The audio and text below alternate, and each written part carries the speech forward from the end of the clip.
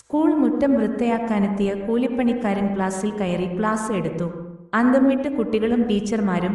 കുടുംബം പുലർത്താൻ കൂലിപ്പണിക്ക് തമിഴ്നാട്ടിൽ നിന്നെത്തിയ എം എഡുകാരൻ രംഗനാഥ്.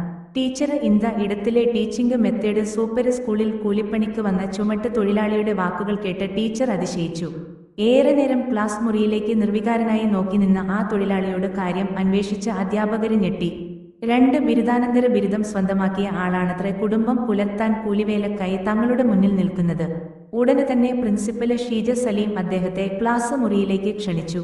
പണി ചെയ്തു വിയർത്തു കുളിച്ച വേഷത്തില് അദ്ദേഹം ഇംഗ്ലീഷ് ഭാഷയിൽ വിദ്യാർത്ഥികളോട് സംവദിച്ചു. ഈരാറ്റുപേട്ട സർക്കാർ ഹയർ സെക്കൻഡറി സ്കൂളിലാണ് ഈ അത്യപൂർവ നിമിഷങ്ങൾക്ക് വേദിയായത്. തമിഴ്നാട് തേനി സ്വദേശി രംഗനാഥനാണ് ആ ബിരുദാനന്തര ബിരുദധാരിയായ കൂലിപ്പണിക്കാരൻ. കഴിഞ്ഞ ഒരു വർഷക്കാലമായി ഇവിടെ കൂലിപ്പണി ചെയ്യുന്ന അദ്ദേഹം കല്ലുപണിയും മരപ്പണിയും കൃഷിപ്പണിയുമെല്ലാം ചെയ്യും. തമിഴ്നാട് തേനി ജില്ലയില് ഉത്തമപാളയം താലൂക്കില് കോമ്പെ നിവാസിയാണ്.